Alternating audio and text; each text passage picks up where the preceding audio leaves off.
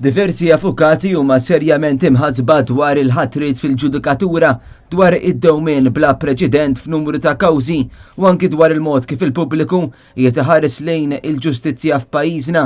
Din il-ġimgħa l-programm ta' Net Television Sorsi Informati tkellem ma' diversi avukati li huma ismijiet stabbiliti fil-qasam legali, inkluż l-Speaker Angelo Farrugia li għal snin twal ħadem fil-qrati bħala avukat. Din li jkun hemm id-dewmien dina hija inkwetanti u l-pubbliku hemm jibda jitlef l-interess.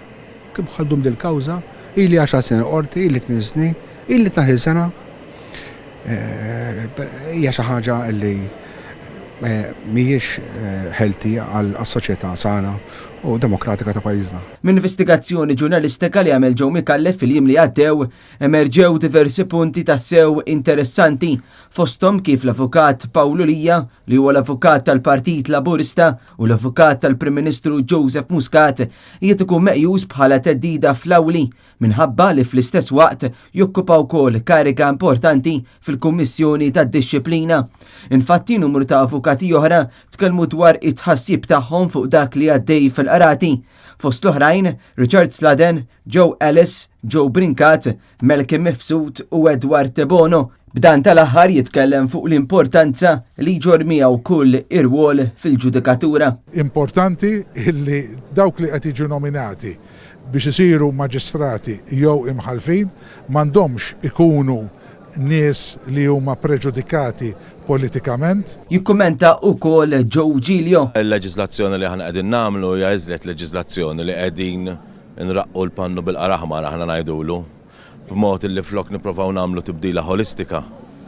Qegħdin nippruvaw nraqnu hemm u dan mhux qed jgħin ħafna, mhux qed jgħin wisq u qiegħed iżjed jitfana lura fil-verità. L-avukat Arthur Azzopardi tkellem dwar il-liġi ta' proċedura f'pajjiżna u fuq kif ġieli din qed tkun komplessa bil-ħtieġa li din tiġi aġġornata. Għandek liġi ta' proċedura antika u kemm xejn ilha. Dan jisek qed tgħid illi għandek ħatiħu sem f'tiġrija ta' żwiemel, pero minflok qed tiġri bżiemel ħad tiġri b'debba m'għandekx ċans terbaħ. Mill-ġdid l-avukat Joe Giglio jikkummenta dwar il-ħatriet fil-qrati Maltin. Huwa ideali illi l-ħatriet li jsiru b'mod li jispiraw f'kulħadd, mod partikolari fil-pubbliku illi jiġi biex jisfittex il-ġustizzja hawnhekk, li jispiraw fiduċja, li jispiraw ċerta sens ta' iva jiena moħħi mistrieħ b'din il-ħatra. Sissa jidher il-ħatriet li ħana qegħdin nisimgħu dwarhom huma kollha bil-question marks. U għan-nisem barra qed isaqsu ma dan mħabba fek, ma dan għax għandu hekk. Fid-dawl dan kollu l-avukati li tkellmu magħna sostnew li l-ħatriet u nomini ta' maġistrati u mħalfin